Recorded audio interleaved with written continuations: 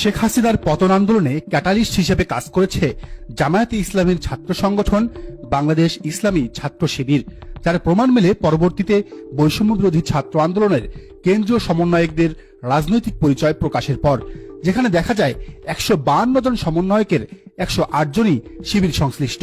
এছাড়া এই আন্দোলনে জনশক্তি সরবরাহ, পরিকল্পনা প্রণয়ন, 9 দফা থেকে 1 দফা, মিডিয়া সমন্বয়, শেখ হাসিনার বিরুদ্ধে আন্তর্জাতিক সমর্থন আদায় এমন নানা বিষয়ে গুরুত্বপূর্ণ ভূমিকা রেখেছেন সংগঠনটির নেতারা।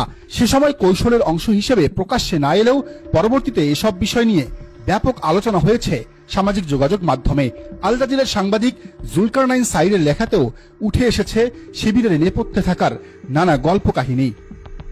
তবে অভ্যুত্থানে যে শিবিরের এত অবদান, সেই শিবিরকেই মাইনাস করার প্রকল্প হাতে নেয় বৈষম্য বিরোধী ছাত্র আন্দোলনের একটি পক্ষ, বিশেষ করে বাম সংগঠন থেকে আসা বিভিন্ন সমন্বয়করা।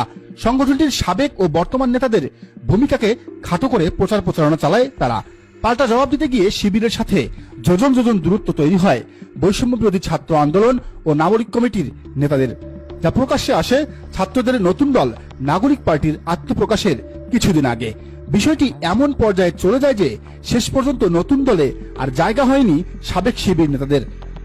নাগরিক কমিটির শীর্ষ পদে থাকলেও পরে নাগরিক পার্টি থেকে বাদ পড়েন জুলাই আন্দোলনের অন্যতম 2 নেতা, ঢাকা বিশ্ববিদ্যালয়ের শিবিরের সাবেক সভাপতি আলী আহসান জুনায়েদ ও রাফে সালমান রিফাত। এরপর থেকেই গুঞ্জন ওঠে নতুন আরেকটি রাজনৈতিক দলের আত্মপ্রকাশের, যেখানে নেতৃত্ব দিবেন সাবেক শিবির নেতারা। ইতিমধ্যে দল গঠনের ব্যাপারে পরিকল্পনা প্রণয়ন শুরু করেছেন সাবেক এই শিবির নেতারা।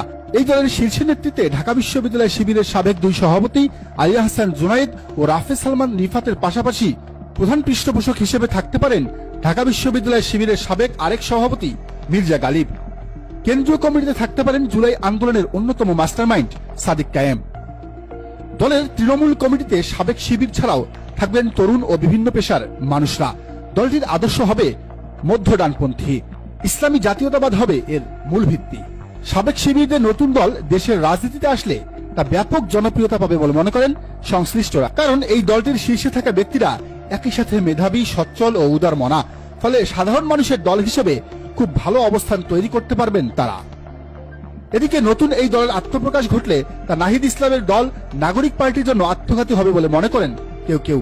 তাদের দাবি, নাগরিক পার্টির বেশিরভাগ সমর্থকই সাবেক শিবির, ফলে সারা দেশে যে সাংগঠনিক ভিত্তি তৈরি হয়েছে নাগরিক কমিটি আর বৈষম্য বিরোধী ছাত্র আন্দোলনের, তা পুরোপুরি ভেঙে যাবে।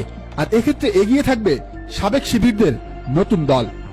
দর্শক, আপনার কি মনে হয়, ছাত্র শিবিরের সাবেক নেতাদের দল কি সামনে এগোতে পারবে, নাকি অঙ্কুরে বিনষ্ট হবে? জানান মন্তব্যের ঘরে। আর রাজনীতির এমন নতুন তথ্য পেতে এই চ্যানেলে নতুন হলে সাবস্ক্রাইব করে বেল আইকনটি বাজিয়ে দিন।